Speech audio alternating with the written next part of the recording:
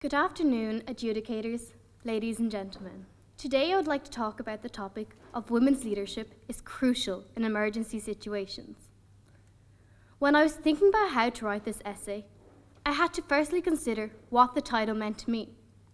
Firstly, what is meant by the words emergency situations? Secondly, where exactly do women stand when it comes to leadership in the world we live in today? In examining the emergency situations, I realized they can be very varied. For instance, a child falling and breaking a bone can be considered an emergency situation. But at the other end of the scale, an emergency situation could be natural or man-made disasters, conflict or war. When reacting to an emergency situation, regardless of how big or small, somebody needs to step up and take charge. A leader will usually be someone quite obvious, as they will have the qualities that make leadership natural to them. But in some cases, the most unexpected person may step up and take control when faced with a need or having no other option.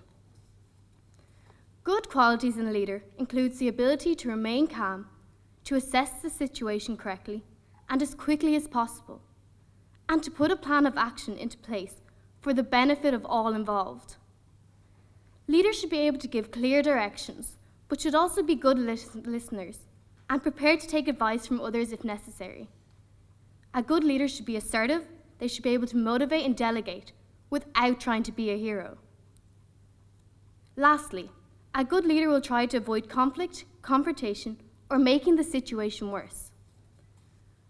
With all of the above in mind, I asked myself, why then is it essential that women's leadership is crucial in emergency situations?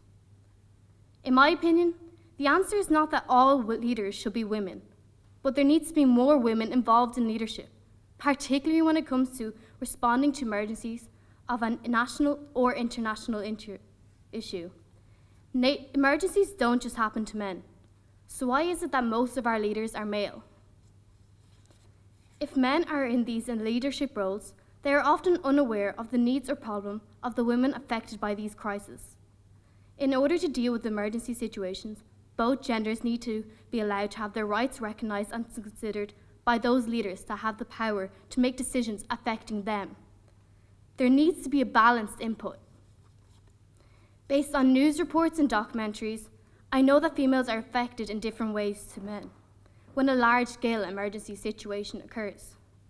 One of the most widely reported problems women face in times of emergency, especially those involving conflict, is that young girls and women are often used as weapons of war. Females quite often face many forms of violence, including sexual violence and rape, and as a result, they become pregnant or infected with HIV virus. In some countries, young girls are often subjected to genital mutilation as a form of abuse and control. So who stands up for these females?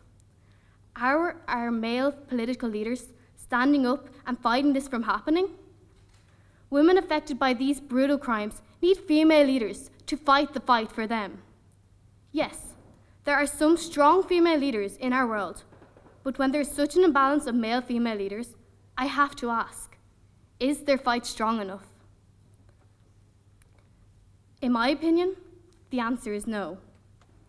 This is the reason why I feel women's leadership is crucial in emergency situations.